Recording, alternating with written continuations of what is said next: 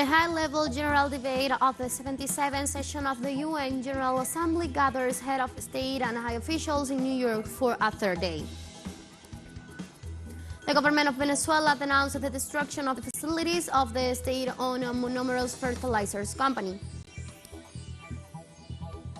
On Thursday, Mali celebrated its 62nd anniversary of independence.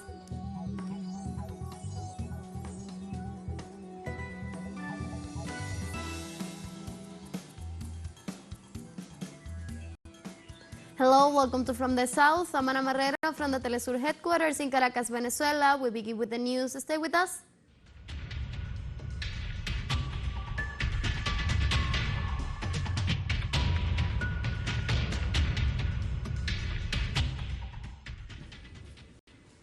Thursday is the third day of the United Nations high-level general debate of the 77th session of its General Assembly. This is the first entirely in-person General Assembly meeting since the start of the pandemic. Head of state, head of governments, and top diplomats address global conflict, the economic fallout after the COVID-19 pandemic, climate change, and the social inequality that minorities still face worldwide.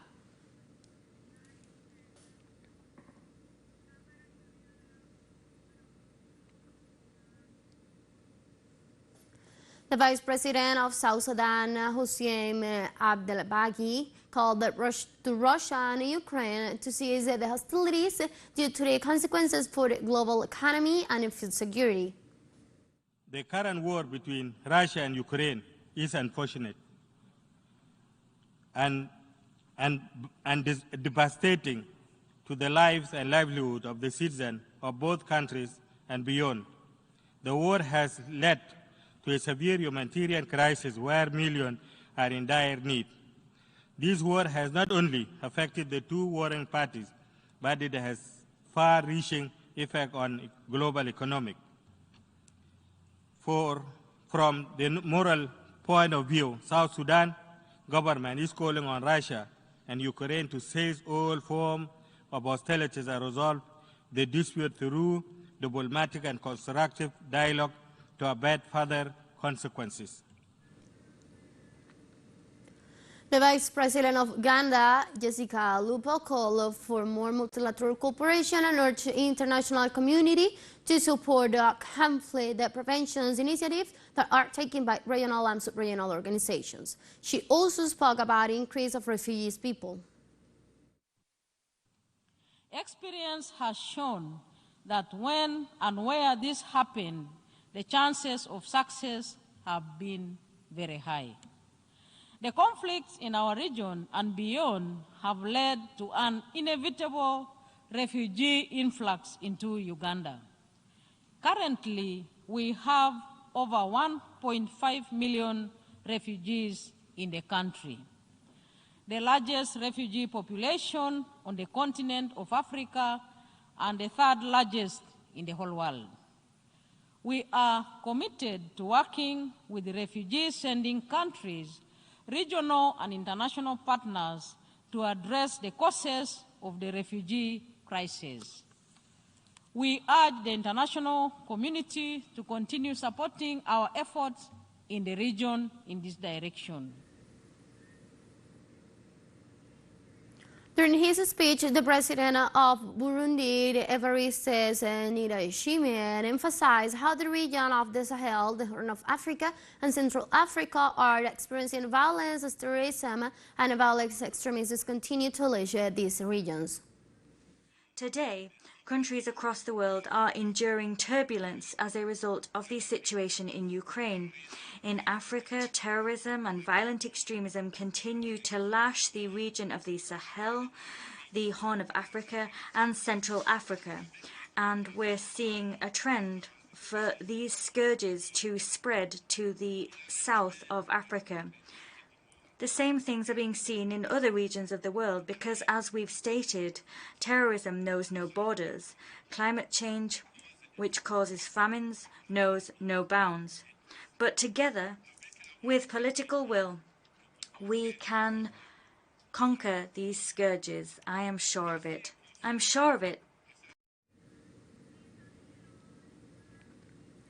In the meantime, the president of the Transitional Sovereignty Council of Sudan, Abdel Fattah al-Burhan, called for more cooperation, joint actions, and multilateralism to find sustainable solutions to global challenges. President, we welcome the theme of this United Nations General Assembly session, and we call for more cooperation, joint action, multilateralism, and also the implementation of cooperation mechanisms in order to find sustainable solutions to global challenges and in order to reduce the nefarious repercussions of people around the world, particularly on countries who've been affected by conflict and less developed countries. Representing the Eastern Caribbean island of Barbados, its Prime Minister Mia Mottley made a call not to forget the devastating consequences of climate change and asked for the removal of the blockade against the people of Cuba. Similarly, we ask for the same transparency to occur with respect to the removal of the blockade against the people of Cuba. This is the 30th year that the resolution has called for that removal of that blockade, but it has been there for 60 years. And I say simply to the people of the United States of America, do not be short-sighted in your goals, for in this hemisphere, peace and prosperity is the province of all. And yes, there may be problems on both sides, but there is nothing that justifies further hardship to people because of ideological differences. We'll take a short break now. Join us again after this.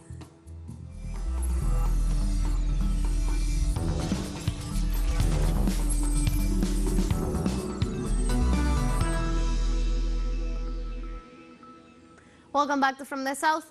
The government of Venezuela denounced the destruction of the facilities of the state-owned Monomeros fertilizer company headquartered in Barranquilla, Colombia. During a press conference, Tarek El Aissami, the sectoral vice president of economy, informed that there are 4 open cases and 23 arrest warrants against Venezuelans involved in the criminal actions. El Aissami points out that the corruption actions of the board of the directors are legally controlled by Juan Guaidó and with the complicity of the government of Ivan Duque led the company to 0% of its prudent capacity. The official also points out that President Nicolás Maduro ordered the recovery of the facilities and the commissioning of the plant.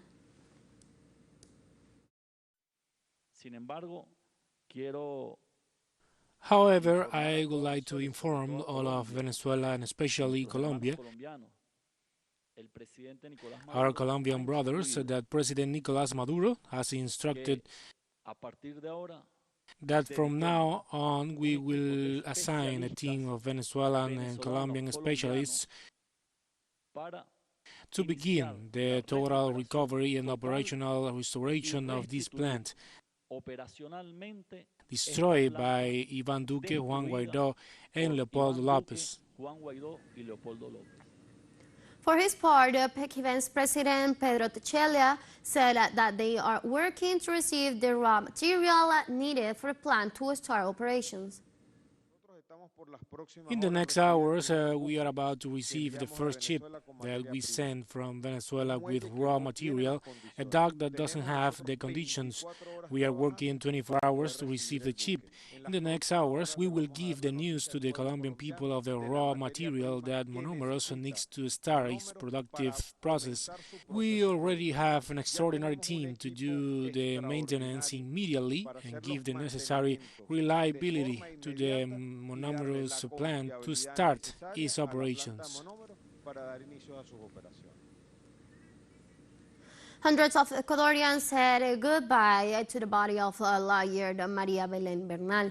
The body of the lawyer who disappeared 11 days ago in the police facilities is being mourned in a chamber directed at Ecuador's largest state university, where the case has become a new banner in the fight against femicides. She was victim of strangulations and asphyxiation, said Police Commander General Fausto Salinas.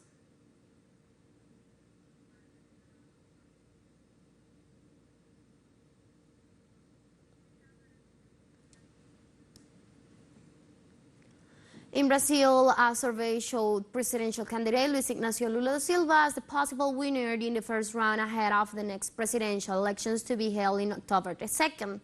The poll carried out by the Genial Quests and released on September 21st showed Lula da Silva with 44% against current President Jair Bolsonaro with 34% of voting intentions ahead of presidential race. This study indicates that Ciro Gomes of the Labor Democratic Party remains with 6%. The research also points out that the number of undecided voters in this new round is 5%, as well as the number of blank or null spaces.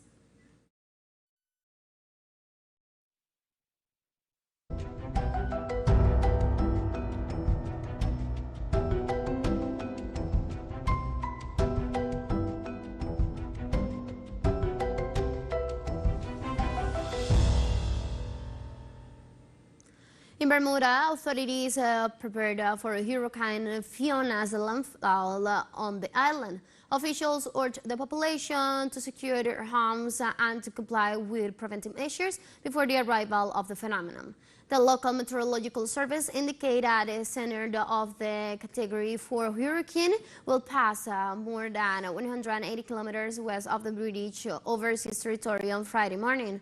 Authorities also indicate that a warning for the meteorological phenomenon remains in force for the entire population.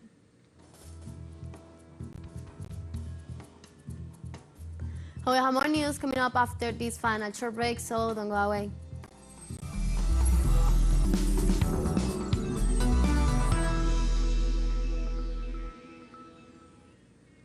Welcome back. The West African nation of Mali celebrates its 62nd anniversary of its Independence Day this Thursday. The country's leader, Colonel Assimi Goïta, in charge since the taking power in the coup 2 years ago, received troops at a military parade to mark the occasion in the capital, Bamako. He was joined at the parade with the head of Guinea's military junta, called Mari Doumbouya. Mali has faced international isolation since the military seized power. The ceremony, relocated to Bamako for the first time, was marked by a sober military parade placed under the aegis of renewed union and sovereignty. Mali's rule by military junta that promised to organize democratic elections in 2024. Some of our partners don't adapt to the changing times and to the changing priorities of the Malian government. We must hope that our experience brings reason and that at some point they decide it's better for them to be by our side than to make a war that helps no one. There were people here, the French, that over 10 years could do nothing. Instead of recognizing their defeat, they made up stories. As you know, it's Malians that are fighting for their land. We have Russian instructors here, we thank them. Those that call them mercenaries should think about the French Foreign Legion, which was instituted as a mercenary army.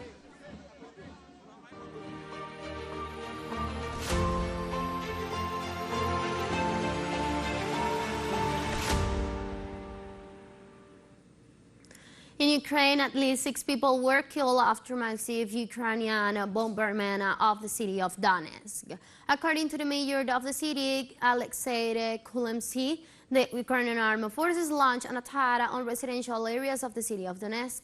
Kulemsky assured that the Ukrainian military attacked the city with a heavy artillery, while stating that among the affected areas there is a market where civilians were passing by.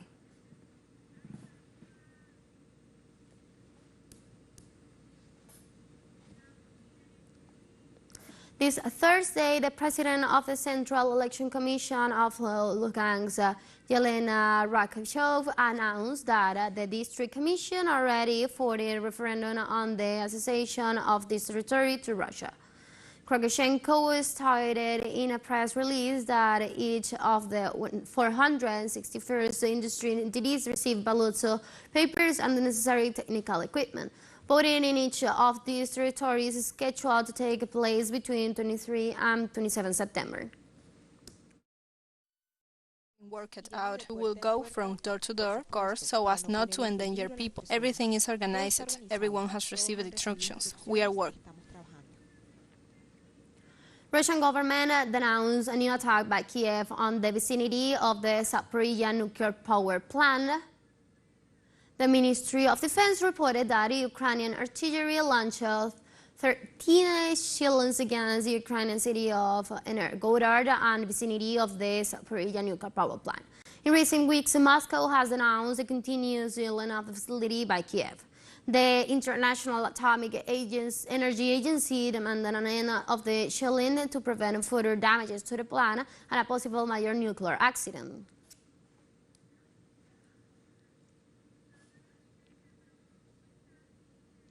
This September 24th, teleSUR invites you to see a brand new documentary titled Alex Saab, a Kidnapped Diplomat.